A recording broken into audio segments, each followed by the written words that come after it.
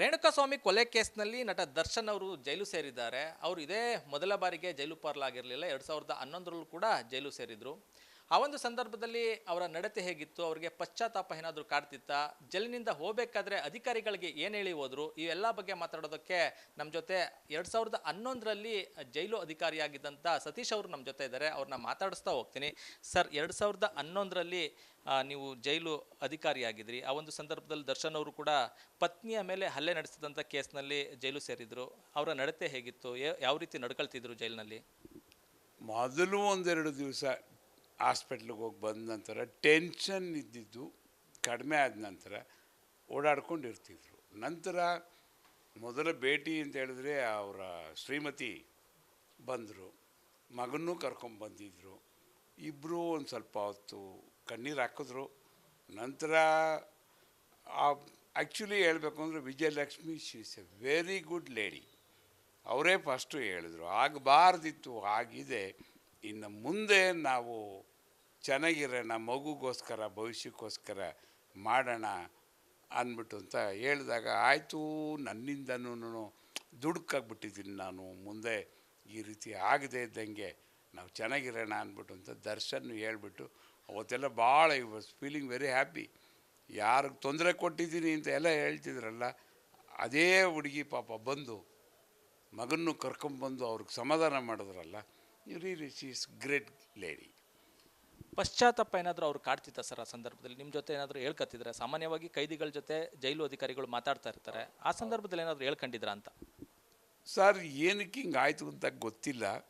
ಮೂರನೇ ವ್ಯಕ್ತಿಗಳು ಕೆಲವರೆಲ್ಲ ಏನೋ ಮಾಡಿ ಮನಸ್ಸು ಕೆಡಿಸಿ ಈ ಥರ ಎಲ್ಲ ಆಗಿರ್ತವೆ ಸರ್. ಈಗ ರಿಯಾಲಿಟಿ ಏನು ಅಂತ ಗೊತ್ತಾಗಿದೆ. ಮಾಡಿದ್ರ ಬಗ್ಗೆ ಭಾಳ ಇದು ಅಷ್ಟೆಲ್ಲ ನಾನು ಆ ಹುಡುಗಿಗೆ ತೊಂದರೆ ಕೊಟ್ಟೆ ಅಂತ ಇದ್ರೂ ಆಕೆನೇ ಬಂದು ನನಗೆ ಸಮಾಧಾನ ಮಾಡಿ ನನ್ನ ಮಗನ್ನ ಕರ್ಕೊಂಬಂದು ತೋರಿಸಿ ನನ್ನ ವಾಪಸ್ಸು ಹೊಸ ಜೀವನಕ್ಕೆ ಕರ್ಕೊಂಡು ಹೋಗ್ತೀನಿ ಅಂತ ಹೇಳ್ತಾ ಇದ್ದಾರೆ. ನಾನು ಮತ್ತೆ ಯಾವುದು ಇಂಥ ಇದಕ್ಕೆ ಬರಲ್ಲ ಅಂದ್ಬಿಟ್ಟು ಅಂತ ಅವಾಗ ಹೇಳಿದ್ದು, ಯಾವುದೇ ಕೃತ್ಯಕ್ಕೂ ಭಾಗವಹಿಸಲ್ಲ, ಚೆನ್ನಾಗಿರ್ತೀನಿ ಅಂತ. ನನ್ನ ಅಭಿಮಾನಿ ತಂಡ ಭಾಳ ಇದೆ, ನನ್ನ ಮೇಲೆ ಇನ್ವೆಸ್ಟ್ಮೆಂಟ್ ಮಾಡೋರು ಭಾಳ ಇದ್ದಾರೆ. ನನ್ನೊಂದು ಫ್ಯಾಮಿಲಿ, ನಮ್ಮ ತಾಯಿ ಅಣ್ಣ ಎಲ್ಲ ಇದ್ದಾರೆ.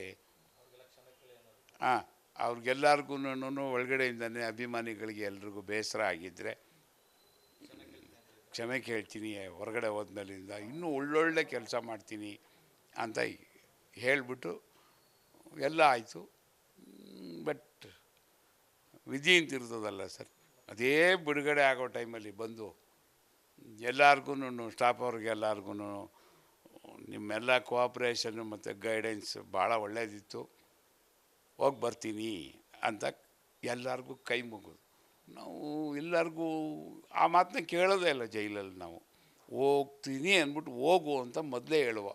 ಬಟ್ ಇವರು ಸಡನ್ನಾಗಿ ಹೇಳ್ತಾರೆ ಅಂತಲೂ ನಮಗೆ ಗೊತ್ತಿರಲಿಲ್ಲ, ಹೇಳಬಾರ್ದು ಅಂತ ಅಂದ್ಕೊಂಡಿದ್ರೋ ಇಲ್ವೋ ಗೊತ್ತಿಲ್ಲ. ಒಟ್ಟಲ್ಲೇ ಕಾಕತಾಳೀಯ ಹೋಗಿ ಬರ್ತೀನಿ ಅಂದರು. ನೋಡಿ ಈಗ ಈ ಥರ ಇದೆ. ವಿಧಿ ಮುಂದಗಡೆ ಯಾರು ಏನೂ ಇಲ್ಲ ಸರ್. ಟೈಮು ಬ್ಯಾಡ್ ಟೈಮ್, ಹಾಗಾಗಿ ಆತ ಮಾಡಿದರೋ ಇಲ್ವೋ ನಮಗೆ ಗೊತ್ತಿಲ್ಲ. ಆರೋಪ ಅಂತೂ ಬಂದಿದೆ. ಆ ವ್ಯಕ್ತಿ ಪಾಪ ರೇಣುಕಾಸ್ವಾಮಿ ಅನ್ನೋ ಪಾಪ ವ್ಯಕ್ತಿ ಸತ್ತಿದ್ದಾರೆ. ಅವನ ಆತ್ಮಕ್ಕೆ ಶಾಂತಿ ಸಿಗಲಿ, ಅವನ ಹೆಂಡತಿ ಮಗುಗೆ, ಈಗ ಹುಡ್ತಾ ಇರೋ ಮಗುಗೆ ಒಳ್ಳೆಯದಾಗಲಿ, ಅವ್ರ ತಂದೆ ತಾಯಿಗೂ ಒಳ್ಳೆಯದಾಗಲಿ. ದರ್ಶನ್ ಮನೇಲೂ ಭಾಳ ನೊಂದಿದ್ದಾರೆ. ಇವ್ರಿಗೂ ದೇವರು ಅದನ್ನೆಲ್ಲ ದುಃಖ ಬರೆಸೋ ಶಕ್ತಿ ಕೊಡಲಿ ಅಂದ್ಬಿಟ್ಟು ನಾನು ಹೇಳ್ತೀನಿ ಸರ್. ನಾನು ಎಲ್ಲೋ ಆ ದಿನಗಳು ಮತ್ತೆ ನೆನಪಾಗುತ್ತಾ ಸರ್ ಅಂತ? ಯಾಕೆಂದರೆ ಜೈಲಿನಿಂದ ಹೋಗ್ಬೇಕಾದ್ರೆ ಹೋಗಿ ಬರ್ತೀನಿ ಅಂದರು, ಮತ್ತೆ ಜೈಲು ಹೋಗಿದ್ರು. ಅದು ಅಲ್ಲಿ ದರ್ಶನ್ ಅರೆಸ್ಟ್ ಆಗಿ ಜೈಲಿಗೆ ಹೋಗಿ ದಿವಸದಿಂದನೂ ಎಂಥ ಕೆಲಸ ಆಗೋಯ್ತು. ಅವತ್ತು ಆ ಹುಡುಗ ಹೇಳಿದ್ದು, ಇದು ಹಿಂಗೆ ತಿರ್ಕೊಂಬಿಟ್ಟು ಬಂದ್ಬಿಡ್ತಲ್ಲಪ್ಪ, ಹಿಂಗಾಗಬಾರ್ದಿತ್ತು ಅಂದ್ಬಿಟ್ಟು ಅಂತ ಮನಸ್ಸಿಗೆ ಭಾಳ. ಯಾಕೆಂದರೆ ಯಾರಿಗೂ ಆ ಮನುಷ್ಯ ಅಲ್ಲಿದ್ದಾಗ ಏಕವಚನದಲ್ಲಿ ಮಾತಾಡ್ಸೋದಾಗಲಿ, ಯಾರ ಬಗ್ಗೆನೂ ದುರಹಂಕಾರದಲ್ಲಿ ಮಾತಾಡ್ಸಿ ಎಂಥದ್ದು ಇಲ್ಲ. ಯಾರೇ ಕೈದಿ ಅಣ್ಣ ಅಂದರೆ ನಮಸ್ಕಾರ ಅಂತಿದ್ದು. ಇನ್ನು ಮನೆ ಜನ ಬಂದರೆ ಯಾರೂ ಹೋಗ್ತಾ ಇರಲಿಲ್ಲ. ಜಾಸ್ತಿ ಭೇಟಿ ಮಾಡ್ತಿದ್ದು ಅಂತ ಹೇಳಿದ್ರೆ ಸಂಗೊಳ್ಳಿ ರಾಯಣ್ಣ ಫಿಲಮ್ ಡೈರೆಕ್ಟ್ರು ನಾಗಣ ಅಂತ ಇದ್ದಾರೆ, ಅವರು ಭಾಳ ಇದು ಮಾಡೋರು. ಬಂದಾಗ ಬೇಡ ದರ್ಶನ್ ಅವರೇ, ಆಗಿದ್ದಾಗೋಯ್ತು, ಇನ್ನು ಮುಂದೆ ಅವರು ಇದಾಗಿರಿ, ಚೆನ್ನಾಗಿರಿ, ನಾವೆಲ್ಲ ನಿಮ್ಮ ಜೊತೇಲಿ ಇರ್ತೀವಿ ಅಂತೆಲ್ಲ ಹೇಳೋರು ಅವರು.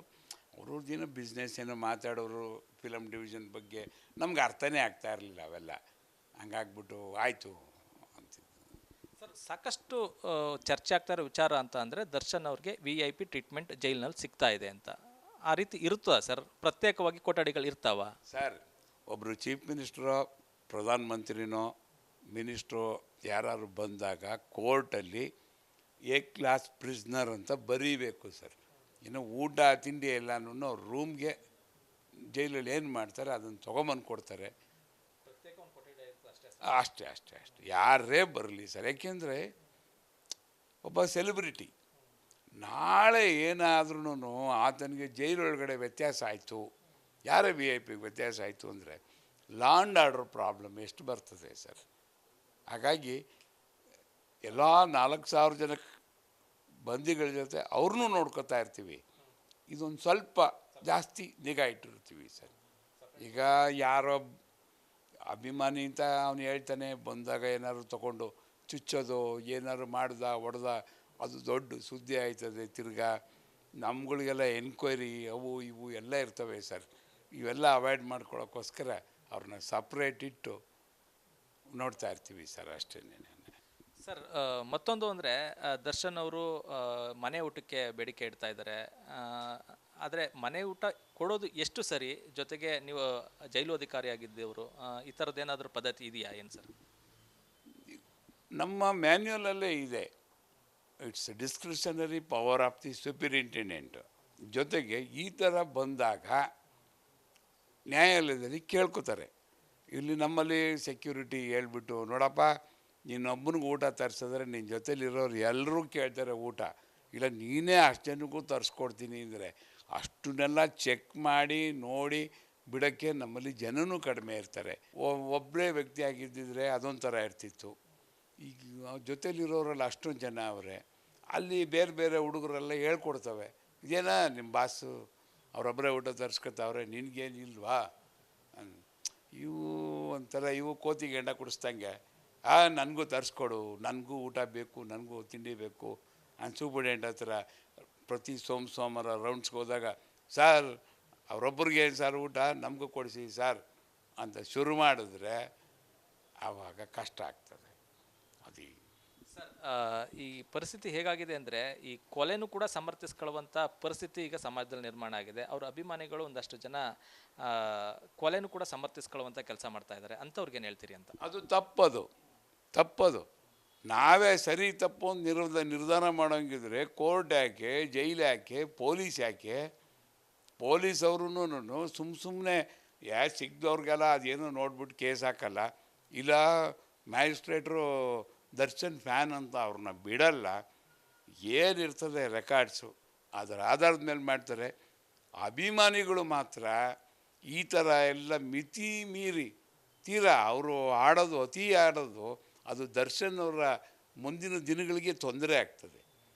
ಅದನ್ನು ಅವರು ಸಮರ್ಥಿಸ್ಕೋಬಾರ್ದು, ದೇವ್ರನ್ನ ಕೇಳ್ಕೋಬೇಕು. ರೇಣುಕಾ ಸ್ವಾಮಿ ಆತ್ಮಕ್ಕೆ ಶಾಂತಿ ಸಿಗಲಿ, ನಮ್ಮ ಬಾಸು ಏನು ತಪ್ಪಿಲ್ಲದೆ ಇದ್ದಂಗೆ ಹೊರಗಡೆ ಬಂದು ಒಳ್ಳೆಯ ಜೀವನ ನಡೆಸಲಿ, ನಾವು ಅದನ್ನು ನೋಡಿ ಸಂತೋಷ ಪಡ್ತೀವಿ ಅಂತ. ಆದಬಿಟ್ಟು ರೈಲ್ ಮೇಲೆ ಟ್ಯಾಂಕಿ ಮೇಲೆಲ್ಲ ಹತ್ಬಿಟ್ಟು ಬಿದ್ದೋಯ್ತೀನಿ, ಕುಯ್ಕೊಂಬಿಡ್ತೀನಿ ಅಂತ ಹೇಳಿದ್ರೆ ಅದರಿಂದ ಏನೂ ಆಗಲ್ಲ ಸರ್. ಈಗ ಕೊನೆಯದಾಗಿ ಸರ್, ದರ್ಶನ್ ಅವ್ರಿಗೆ ಏನು ಹೇಳ್ತೀರಿ ಅಂತಂದರೆ, ಸಾಕಷ್ಟು ವರ್ಷಗಳ ಜೈಲಲ್ಲಿ ಕೆಲಸ ಮಾಡಿದಿರಿ, ಸಾವಿರಾರು ಕೈದಿಗಳನ್ನ ನೋಡಿರ್ತೀರಿ, ಈ ಸಂದರ್ಭದಲ್ಲಿ ದರ್ಶನ್ ಅವ್ರಿಗೆ ಏನು ಹೇಳ್ತೀರಿ ಅಂತ? Sir, man is the child of circumstances. ಮಾನವ ಪರಿಸ್ಥಿತಿಯ ಕೈಬೊಂಬೆ ಸರ್, ಮಾನವ ಪರಿಸ್ಥಿತಿಯ ಕೈಬೊಂಬೆ. ಆಗಬಾರ್ದಿತ್ತು, ಆಗಿದೆಯೋ ಅವ್ರು ಮಾಡಿದಾರೋ ಇಲ್ವೋ ಗೊತ್ತಿಲ್ಲ. ಆದಷ್ಟು ಬೇಗ ದೇವ್ರ ದಯೆಯಿಂದ ರಿಲೀಸ್ ಆಗಿ ಬಂದು ಅವ್ರು ಮಾಡ್ತಾಯಿದ್ದ ದಾನ ಧರ್ಮದ ಜೊತೆ ಒಳ್ಳೆ ಸವಾಸದಿಂದ ಒಳ್ಳೆ ಥರದಲ್ಲಿ ಹೆಂಡತಿ ಮಕ್ಕಳು ತಾಯಿ ತಮ್ಮ ಇವರೆಲ್ಲರನ್ನೂ ನೋಡಿಕೊಂಡು ಇಂಡಸ್ಟ್ರೀಲಿ ಬೆಳಗಿಸಿ ಅವರೂ ಬೆಳೆದು ನಮ್ಮ ಕರ್ನಾಟಕಕ್ಕೂ ಕನ್ನಡದಲ್ಲಿ ಒಳ್ಳೆ ಹೆಸರು ಬರೋಂಗಾಗಲಿ ಅಂತ ನಾನು ಕೇಳ್ತೀನಿ ಸರ್. ಆದರ್ಶವಾಗಿ ಬದುಕಲಿ ಅಂತ ಸರ್. ಯಾಕೆ ಅಂತ ಹೇಳಿದ್ರೆ ಅವ್ರು ತೊಗೊಂಡಿದ್ದು ಶರ್ಟೇ ಇವ್ರು ತಗೋತಾರೆ, ಅವ್ರು ಕ್ರಾಪ್ ಕಟ್ ಹೆಂಗೆ ಮಾಡಿಸ್ತಾರೋ ಇವರು ಹಂಗೆ ಮಾಡಿಸ್ತಾರೆ. ಅದೇ ಥರ ಇವರು ಆದರ್ಶವಾಗಿದ್ದಾಗ ಅವರು ಹಂಗೆ ಇರ್ತಾರೆ. ಸವಾಸ sir. Show me your friends, I will tell you your character ಅಂದ್ಬಿಟ್ಟು ಹಿರಿಕರು ಹೇಳ್ತಾರೆ. ನಿನ್ನ ಸ್ನೇಹಿತರನ್ನ ತೋರಿಸು, ನಿನ್ನ ಕ್ಯಾರೆಕ್ಟರ್ ಹೇಳ್ತೀನಿ ಅಂತ ಹೇಳ್ತಾರೆ. ಹಂಗಾಗಿ ಒಳ್ಳೆ ಜೀವನ, ಒಳ್ಳೆ ಉತ್ತಮವಾದ ಸಮಾಜ, ಒಳ್ಳೆ ಫ್ಯಾಮಿಲಿ ಜೊತೆ ಇದ್ದಿದ್ದೇ ಆದರೆ ಮುಂದಕ್ಕೆ ಒಂದು ಒಳ್ಳೆ ವ್ಯಕ್ತಿ ಆಗಲಿ ಅಂದ್ಬಿಟ್ಟು ಅಂತ ನಾನು ಕೇಳ್ಕೊತೀನಿ ಸರ್. ಇದಿಷ್ಟು 2011ರಲ್ಲಿ ಪರಪ್ಪನ ಅಗ್ರಹಾರ ಜೈಲು ಅಧಿಕಾರಿಯಾಗಿದ್ದಂಥ ಸತೀಶ್ ಅವರ ಮಾತು. ಅಂದರೆ ಈಗ ಅವರು ನಿವೃತ್ತಿಯಾಗಿದ್ದಾರೆ. ದರ್ಶನ್ ಅವರು ಜೈಲಿನಿಂದ ಹೊರಗಡೆ ಬಂದ ನಂತರ, ಅಂದರೆ ಅವರು ತಪ್ಪು ಮಾಡಿದರೆ ಶಿಕ್ಷೆ ಆಗಲಿ, ಬಳಿಕ ಅವರು ಜೈಲಿನಿಂದ ಹೊರಗಡೆ ಬಂದ ಬಳಿಕ ಅವರು ಆದರ್ಶವಾಗಿ ಅವರ ಅಭಿಮಾನಿಗಳಿಗೆ ಆದರ್ಶವಾಗಿ ಇರಲಿ ಅಂತ ಆಸೆ ವ್ಯಕ್ತಪಡಿಸ್ತಾ ಇದ್ದಾರೆ. ಕ್ಯಾಮ್ರಾಮನ್ ಜೊತೆ ಆನಂದ್, ರಿಪಬ್ಲಿಕ್ ಕನ್ನಡ, ಮಂಡ್ಯ.